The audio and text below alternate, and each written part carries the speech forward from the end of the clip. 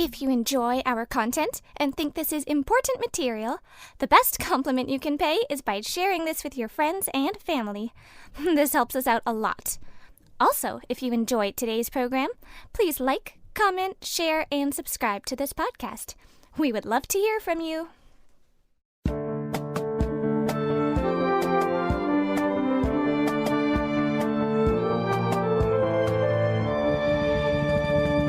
Welcome to the Truth in My Days podcast, where we defend the Word of God against the challenges of men. Hello, today we have Dr. Torres interviewing John about using probability correctly in supporting Christianity. John is specifically looking at claims from Dr. Bart Ehrman and evangelical scholars who use probability to either prove or disprove Christianity. We are continuing from the previous episode. We hope you enjoy. So what is the problem with the skeptics appealing to a probability? Well, here is the fundamental problem. It's a fundamental failure to understand what probability is. Probability applies to random events. Random events. It can be used to describe populations, but probability cannot be applied to non-random, discrete events. Can you explain that? Certainly. Consider tossing a coin. There are two possible outcomes from that. It could come up with a head or it could come up with a tail. And crucially, each outcome is equally likely because there's no force guiding the coin towards one or the other, favoring one outcome over the other. And so we can calculate the probability of it coming up heads to be 50%, 1 out of 2. Same thing with tails. Notice that these are actual numbers. Probability is actual mathematical numbers. What is the probability of flipping a coin twice and getting heads both times? 25%. Yes, 1 out of 4. Because what you're doing is you're multiplying the probability of the two events, because for each possible outcome of the first, there are 2 for the second. The 2 flips could come up heads, heads, heads, tail, tail, head, tail, tail. So there are 4 outcomes and only one is favorable. That is one that you're looking for, the one whose probability you're calculating, which is head, head. So it's 1 out of 4. Let's look at another example. Suppose you're rolling a die. There's a 1 in 6 chance for any one particular number to come up because there's 6 sides of dice, 6 numbers, and each one is equally probable because, again, there's no force driving towards one particular outcome. And now, if you're rolling 2 dice and you're looking for a particular outcome, for example, 2 6s, what would be the probability of getting 2 6s? That would be 1 in 36, about 2.8%. Yes, and again, you're multiplying the probabilities because for each of the 6 possible outcomes for the first die, there's 6 possible for the second die. So 1 6 times 1 6, 1 in 36. But suppose I asked you the probability of tossing 2 dice and having the total on the 2 come out to 7.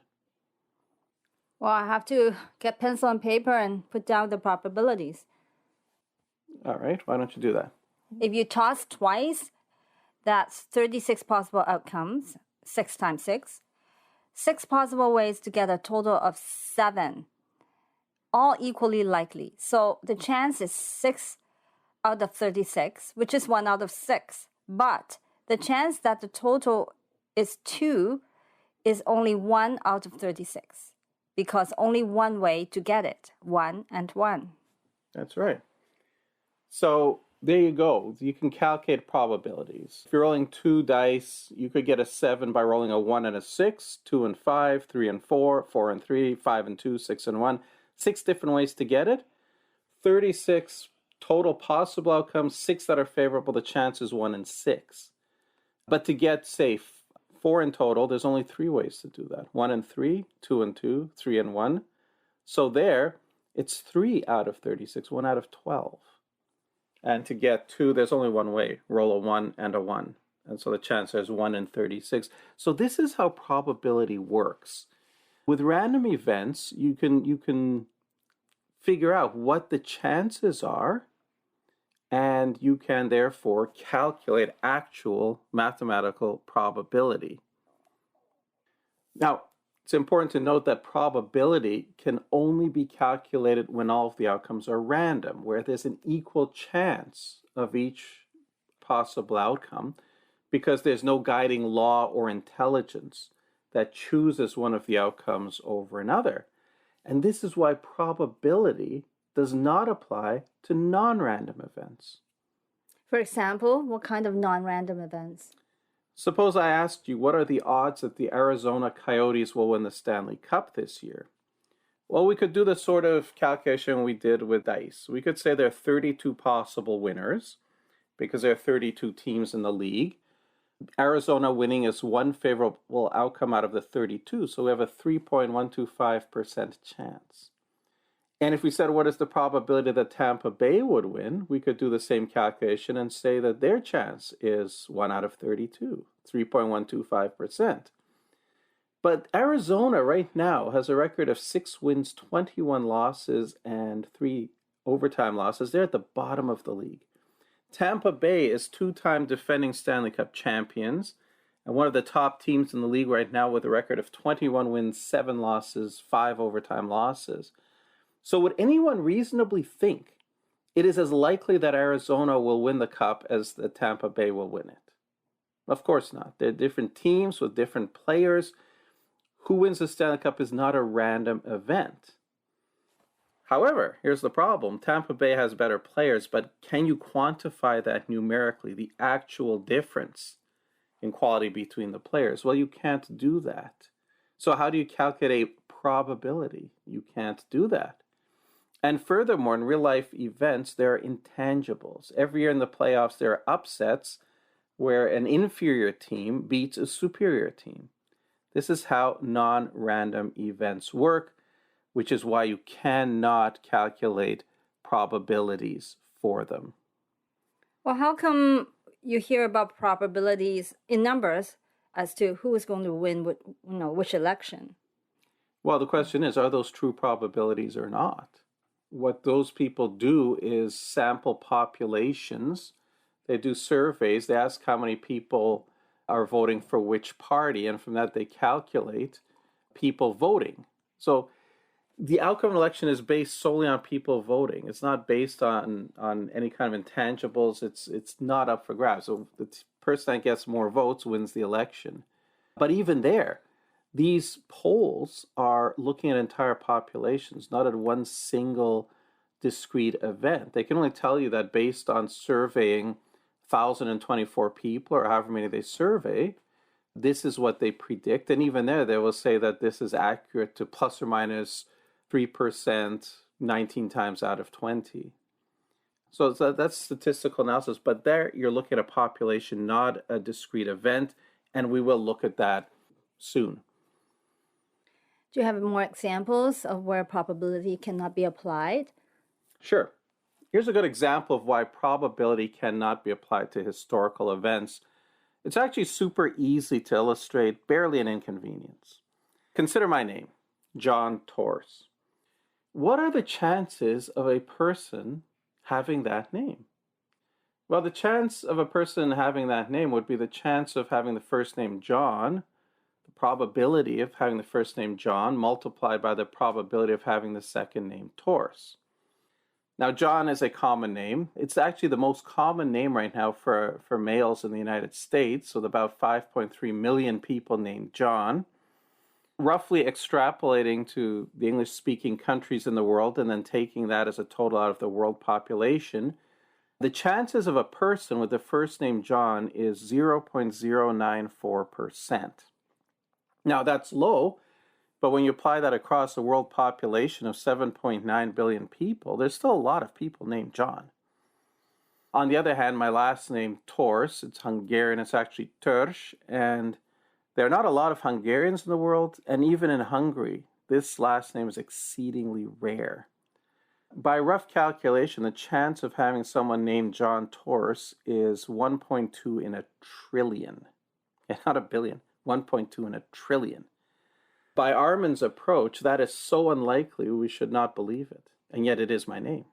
And we could do that with any name, even Bart Armin. It won't be as unlikely as mine, but it will be exceedingly unlikely. So by Armin's approach, we shouldn't believe his name is Bart Armin. He shouldn't believe it, and yet he certainly does. These are our names. Do you have more examples? Sure, let's give one more. Let's calculate the odds of an American assassinating the president. Well, first we look at the total number of opportunities.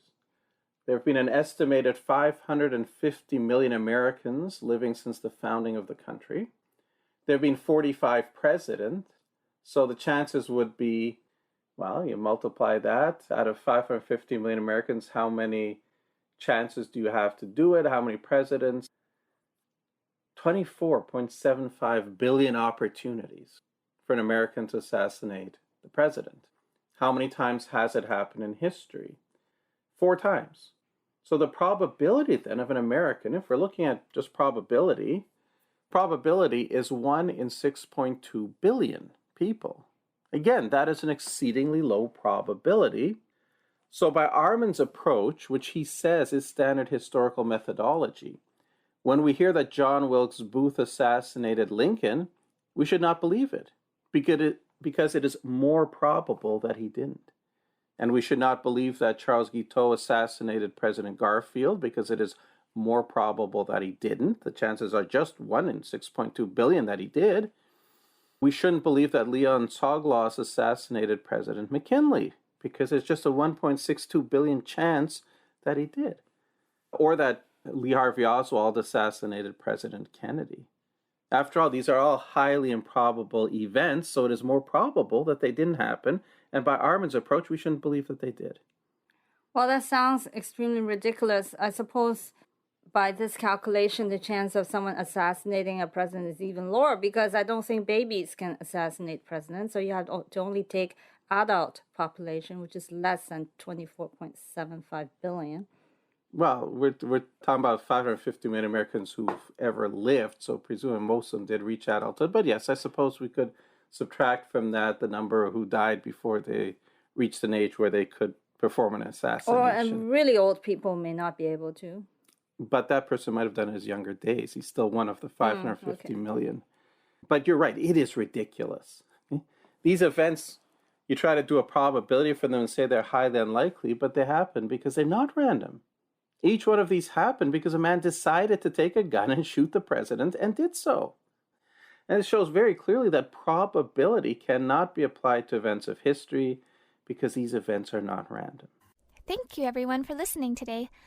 Unfortunately, we have run out of time, but please join us for the next part tomorrow. Same time and same place. Thank you for listening to the Truth in My Days podcast with John Torse. We would love to hear from you. Please feel free to share any questions or comments you may have. You can reach us on Facebook, Instagram, MeWe, and YouTube. Simply search Truth in My Days as one word. Again, Truth in My Days as one word, no spaces in between.